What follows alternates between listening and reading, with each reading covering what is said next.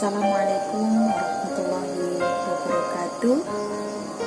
Saya Lilis Andawati, Guru Mat 1 Trenggalek, Jawa Timur, akan menjelaskan tentang tasawuf dalam Islam, pelajaran akidah akhlak untuk kelas 11 di semester 4. Tasawuf dalam Islam itu ada beberapa subtema di sana, yaitu yang pertama pengertian tasawuf, yang kedua dasar-dasar tasawuf, yang ketiga pandangan tentang asal-usul tasawuf, yang keempat sejarah perkembangan tasawuf, yang kelima pembagian ilmu tasawuf, dan yang keenam sumber-sumber tasawuf, yang ketujuh istilah-istilah dalam tasawuf, yang kedelapan peranan tasawuf dalam kehidupan modern, yang kesembilan yaitu teladan sufi Nabi Muhammad SAW dan para sahabat Nabi Muhammad SAW. Sebelumnya kita berdoa dulu kepada Allah supaya mendapatkan ilmu yang bermanfaat, barokah di dunia wal akhirah.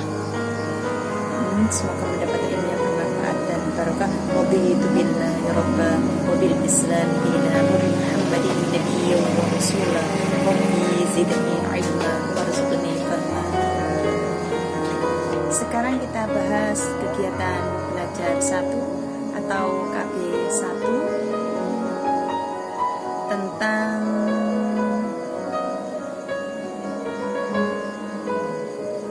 tasawuf dalam Islam. Apa itu tasawuf? Apa itu tasawuf? Ya. Baik, secara etimologi, tasawuf berasal dari kata bahasa Arab sofun, yaitu baris, ya, berbaris-baris. Dan yang kedua berasal dari kata bahasa Arab sufun, hampir sama tulisannya, sufun, yaitu bahan wol atau bulu domba kasar.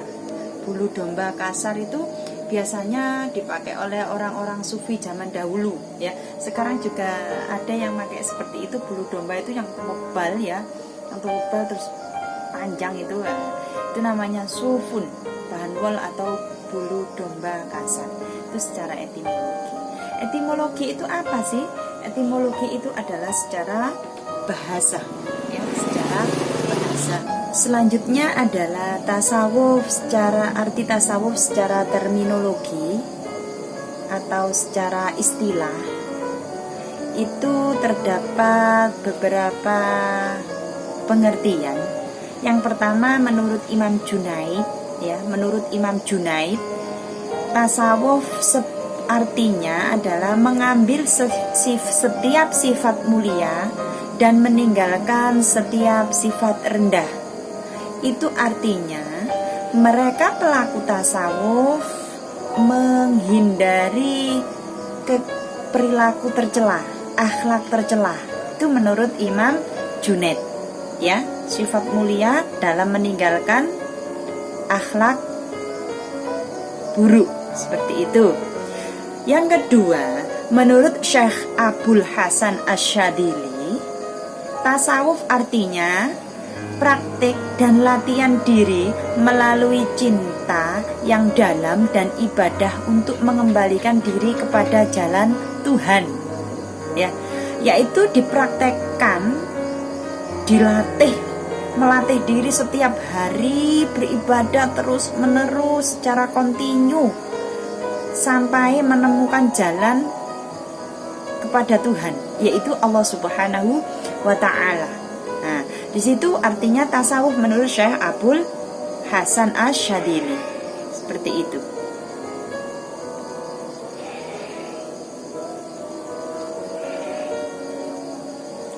Kemudian yang ketiga, menurut Ibnu Khaldun,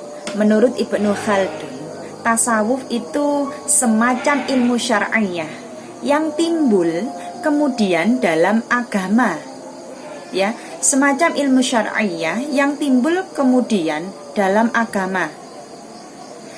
Biasanya itu adalah mereka menyendiri dengan Tuhan. Biasanya itu berkholwat.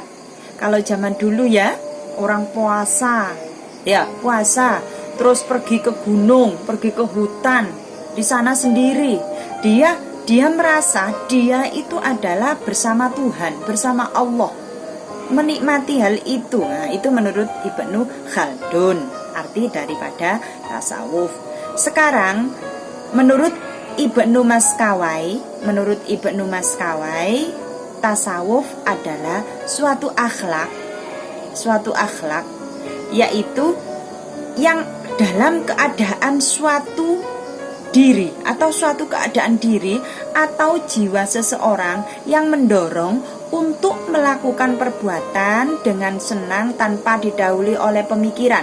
Jadi kalau dia itu berfirasat, aku kepingin melakukan seperti itu, wes gak usah mikir, langsung dilakukan. Ya, itu tasawuf menurut Ibnu Maskawai. Ya, tasawuf menurut Ibnu Maskawai. Selanjutnya yaitu tasawuf menurut Harun Nasution. Nah, tasawuf menurut Harun Nasution yaitu suatu ilmu pengetahuan yang mempelajari cara dan jalan bagaimana seorang Islam bisa sedekat mungkin dengan Tuhan.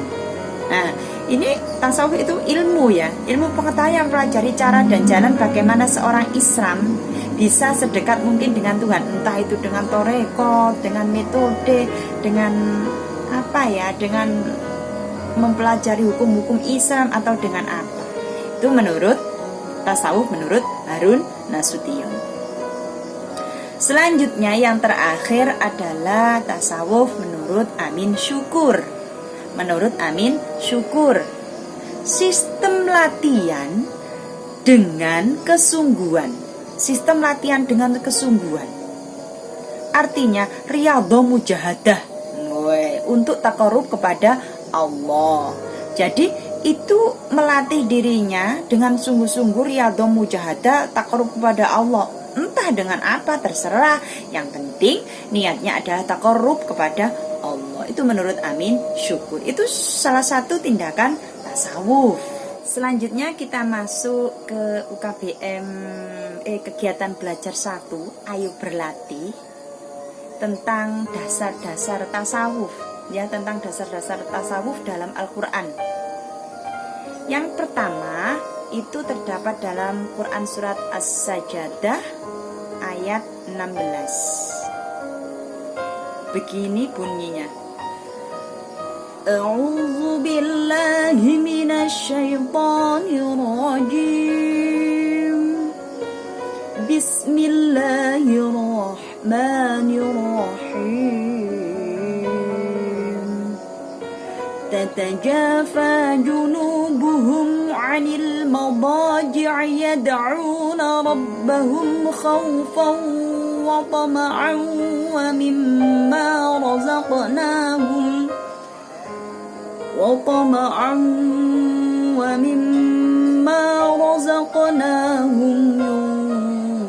yunfiqun.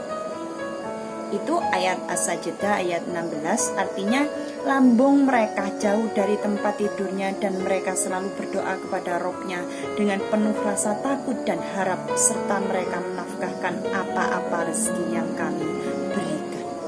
Jadi memberikan rezeki yang telah Allah berikan, menginfakkan, menafkahkan rezeki yang diterima kepada orang lain.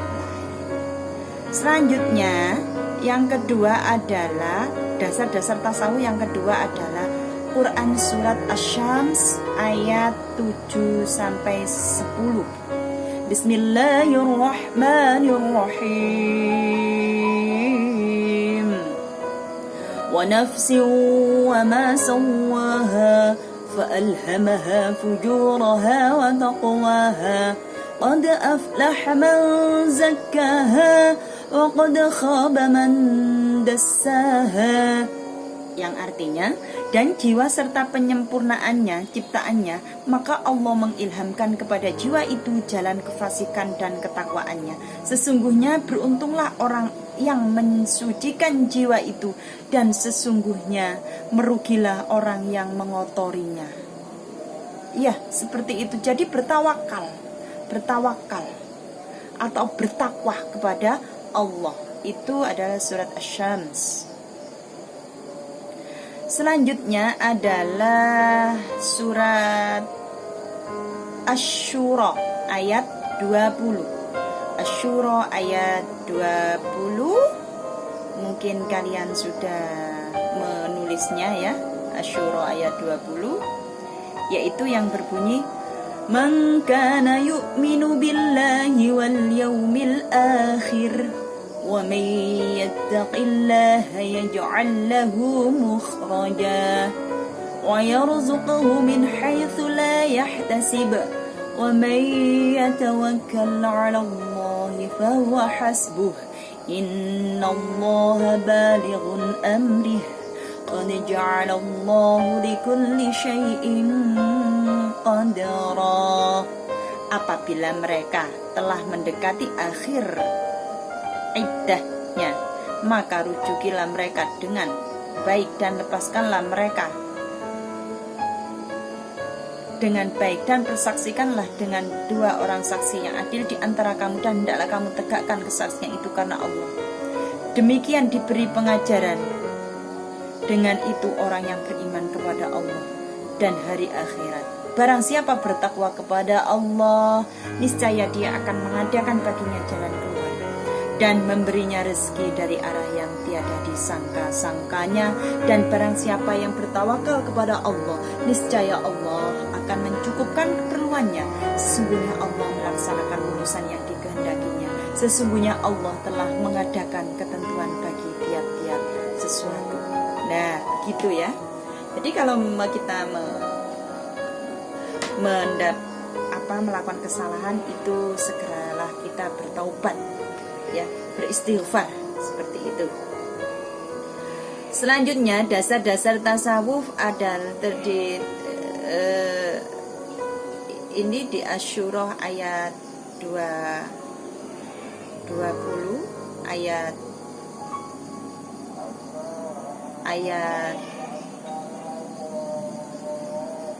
20 ya. Asy-Syura ayat 20, Man kana yuridu harathul akhirati nazid lahu min harathih wa man kana yuridu harathad dunya nu'tihi minha wa ma lahu fil akhirati min nasib. Barang siapa yang menghendaki keuntungan di akhirat, akan kami tambah keuntungan itu baginya. Dan barang siapa yang menghendaki keuntungan di dunia, kami berikan kepadanya sebagian dari keuntungan dunia, dan tidak ada baginya suatu bahagiaan pun di akhirat. Begitu artinya. Selanjutnya adalah Quran surat Al-Hadid ayat 20. I'lamu annamal hayatud dunya la'ibun wa lahwun wa zinatun wa tafakhurun bainakum wa takathurun fil amwali wal awlad kamathali ghaythin a'jabal kuffara nabatuhu thumma yahiju fatarahu musfaran thumma yakunu hutama wa fil akhirati 'adzabun syadidun wa maghfiratun minallahi wa ridwan wa mal hayatud dunya illa mata'ul ghurur. Ketahuilah bahwa sesungguhnya kehidupan dunia ini hanyalah permainan dan sesuatu yang melalaikan perhiasan dan bermegah-megah antara kamu, serta berbanggaan tentang banyaknya harta dan anak, seperti hujan yang tanamannya mengagumkan para petani. Kemudian tanaman itu menjadi kering dan kamu lihat warnanya kuning, kemudian menjadi hancur. Dan di akhirat nanti ada azab yang keras dan ampunan dari Allah serta keridhoannya. Dan kehidupan dunia ini tidak lain hanyalah kesenangan yang menipu. Jadi harta dunia, anak, perhiasan yang bermegah-megah, semuanya itu adalah la'bun, permainan. ya dalam surat Al-Hadid ini. Itu tidak ada gunanya semuanya, kecuali kalau kita berlaku zuhud atau tawakal kepada Allah. Pandangan tentang asal usul tasawuf, yaitu pandangan itu semacam apa ya, kayak orang lain memandang saya itu seperti apa, saya memandang kalian itu seperti apa, dari sisi mana saya memandang, dari sisi mana orang lain memandang saya. Kalau orang lain itu memandang saya dari depan, kelihatan hidung saya mancung, mata saya indah, bulat, bersinar terang, ya. Kalau orang melihat saya dari samping, oh ternyata Bu Lilis itu pesek irungnya, lambenya mulutnya jeber, bibirnya jeber. Kalau orang melihat dari atas kepala Bu Lilis itu bilang, oh Bu Lilis itu kepalanya bunder, kakinya nggak kelihatan, tangannya juga nggak kelihatan. Itu namanya pandangan. Bagaimana seseorang itu memandang tentang asal usul tasawuf, dipandang dari mana? Nah, paham ya tentang tasawuf, sufi ya. Baik, sufisme berasal dari kata suf, yaitu pakaian yang terbuat dari wol pada kaum Asketen. Nah, itu pandangan yang pertama.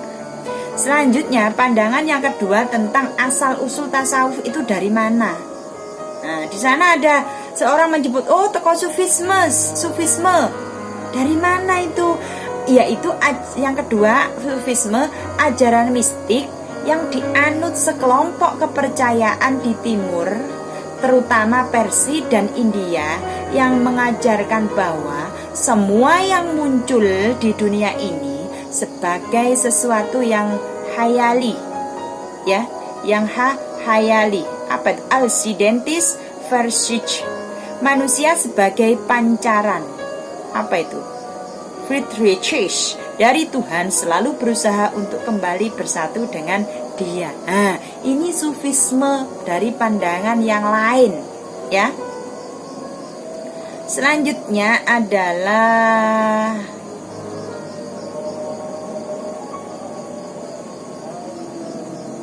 pandangan tentang asal usul tasawuf. Pandangan tentang asal usul tasawuf. Paham tasawuf itu ada dua. Satu, perasaan kebatinan yang ada pada sementara orang Islam sejak awal perkembangan agama Islam. Sejak awal berkembangnya agama Islam itu orang itu sudah mengenal tasawuf. Ya, sebenarnya sudah mengenal tasawuf. Dari mana? Dari tajamnya perasaan batin. Yang kedua yaitu adat atau kebiasaan orang Islam baru yang bersumber dari agama-agama non-Islam dan berbagai paham mistik. Nah, kayak semacam rasa gitu, kayak Roy Kiyoshi itu ya. Sepertinya saya merasakan bau-bau aroma yang tidak enakkan begitu, aroma. Nah, itu sudah ada adat kebiasaan tasawuf, ya, semacam itu. Ya, pandangan tentang asal usul tasawuf yang terakhir. Tasawuf dan sufi berasal dari kota Basrah di negeri Irak, yaitu yang biasa dikenal dengan sufi. Ya, pelakunya dikenal dengan sufi. Nah, di sini soal hakikat tasawuf itu bukanlah ajaran Rasulullah dan bukan pula ilmu warisan dari Ali bin Abi Thalib. Sejarah perkembangan tasawuf secara kronologi waktu pada abad pertama dan kedua Hijriah dinamakan fase kezuhudan. Yang kedua pada abad 3 dan keempat Hijriah dinamakan fase tasawuf. Yang pada abad kelima Hijriah dinamakan fase konsolidasi, memperkuat tasawuf dengan Al-Quran dan hadis, atau disebut dengan tasawuf sunni, ya, tasawuf yang sesuai dengan tradisi sunnah Nabi dan para sahabatnya. Yang pada abad ke-6 Hijriah itu namanya tasawuf falsafi, yaitu tasawuf yang memadukan antara rasa dan rasio. Tasawuf bercampur dengan filsafat. Ini tasawuf falsafi itu biasanya tasawuf modern. Zaman sekarang itu bisa dinamakan tasawuf falsafi. Ya, zuhud itu zaman sekarang agak-agak kurang ada ya seperti